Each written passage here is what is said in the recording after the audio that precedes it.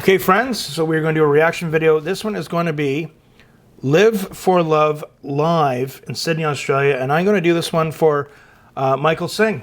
He had asked this, and let's check it out. Again, friends, I want you to know that I get a lot of requests. We have a huge list of requests that's going to take me time to get through. If you, so be patient with me. Sometimes I need a gentle reminder. If you really want to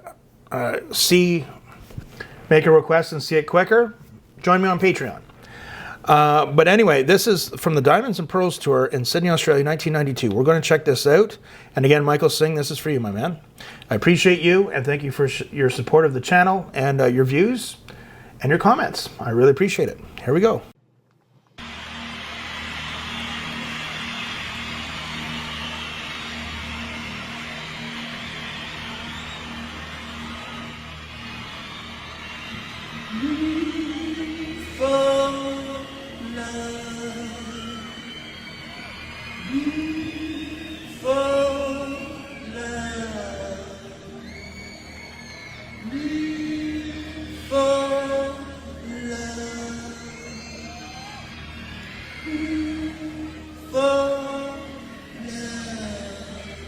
Sing it.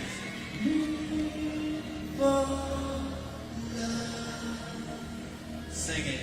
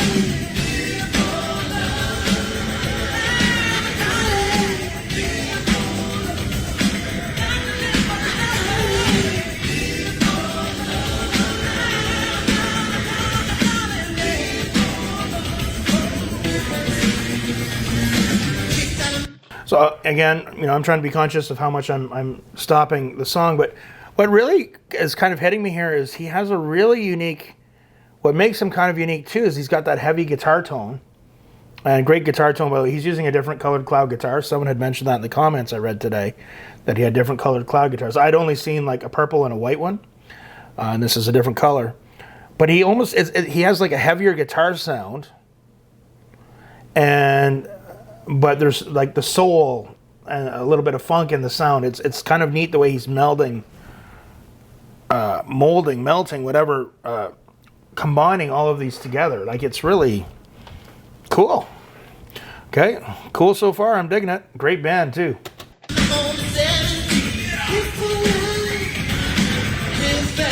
What does that mean?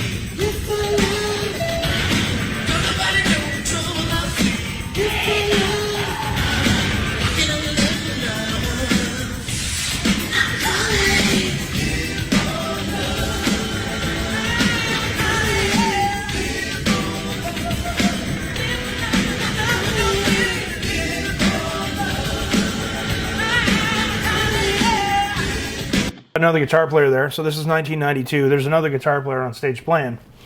So I can hear him playing the rhythm with the power chords with the overdrive distortion on it. So I'm wondering who that guitar player would be. I don't think it would be Wendy Melvoin.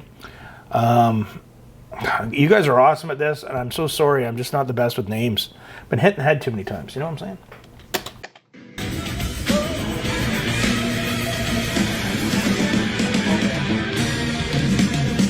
Ladies and gentlemen, on the bass, Sonny T.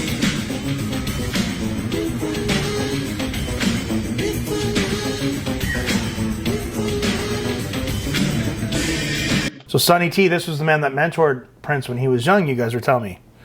I'd thrown the question out there, like, how did he grasp the performance aspect so young and so quickly? And someone had mentioned that, you know, Sonny T was kind of a mentor to him. So there's Sonny T. To live for love with the love you don't live. And how you're making it waste so much you give it back. In fact, only a few of us listen to crack. We generations the cards are always stacked against us. The love we do is a must. If we don't, something comes the bust. Believing unity is a must. Listen, everybody. So that, there's a little bit of a progressive element there too with that little climb that they did on bass and with all the instruments. What this guy's doing here, you know, not to timestamp anything, and I'm not to compare, but that type of what he's doing. Do you remember the band Snap? I've Got the Power. It's very similar what he's doing. I'm not comparing, saying anyone's copied anyone. I'm just saying that was kind of a little bit more in vogue during that time frame, 92.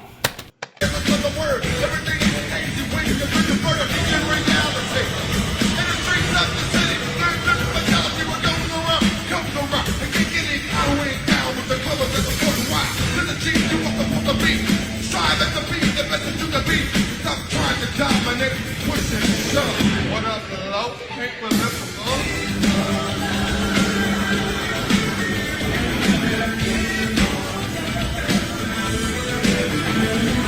So he is playing, so this guitar player, he's playing an Ibanez.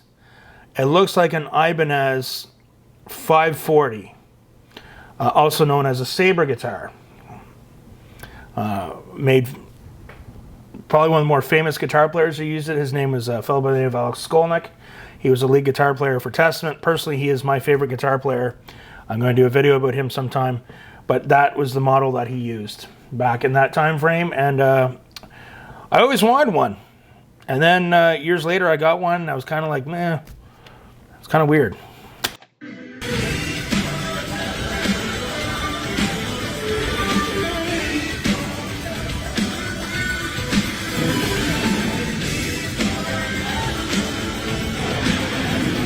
So as I'm watching that guitar player play that Ibanez, I'm wondering if he's using the stock F2 pickups that came with it in the bridge, or did he replace them with F3s? I have an Ibanez guitar. It's an RG770. It came with the F2s. I didn't like them, and I got rid of them and had a little bit more higher output pickups. I found they fed back a lot. Like I really didn't like the F2 pickups. I'm assuming he probably did an upgrade to a different type of pickup with it.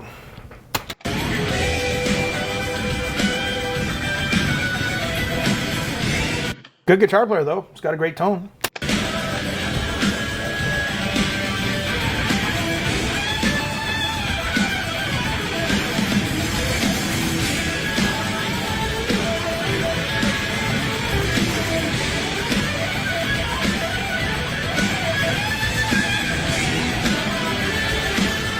Again, that little run he did, that's an example of his alternate picking technique, which was great. You know, I'd heard someone a long time ago say that Prince was a sweep picker. Sweep picking is one of my things. I have yet to see Prince do that, but all the techniques I've seen him do are quite good. He's quite good at it, so.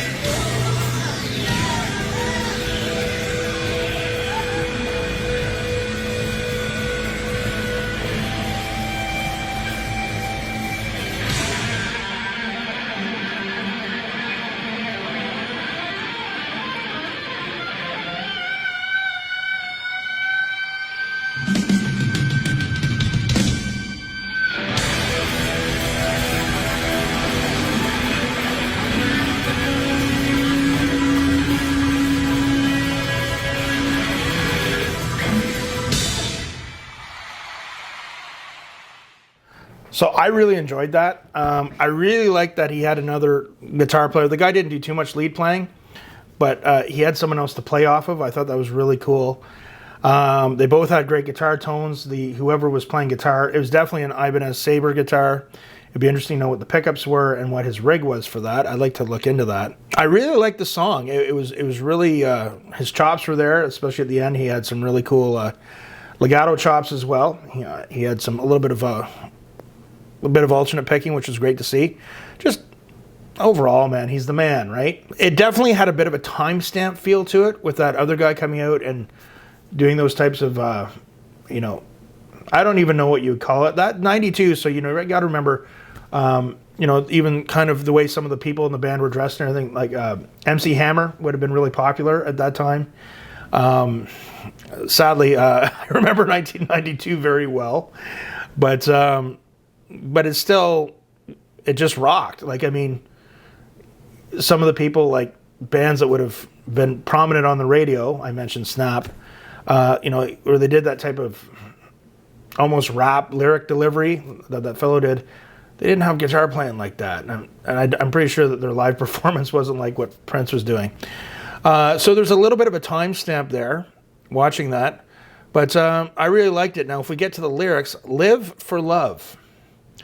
Again, his lyrics tend to be very deep. And again, the music was so great, it kind of sucked me in, so I didn't pay quite as much attention to the lyrics. So how did you guys interpret the song? That is my take on the song. I really enjoyed it. I'm going to say that was definitely in my top 15 performances. I really enjoyed the song. So great suggestion, Michael Singh. And great guitar playing by Prince. Again, great tone.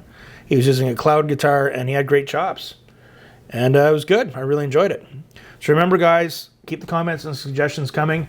Please be patient if you make a suggestion. I do have some people saying, hey, man, I have a list of like a lot of reactions. And for the people that really want to just make a suggestion and see a video to it and within a week or two, join my Patreon. Check it out. It's very affordable for the price of a couple of cups of coffee a month.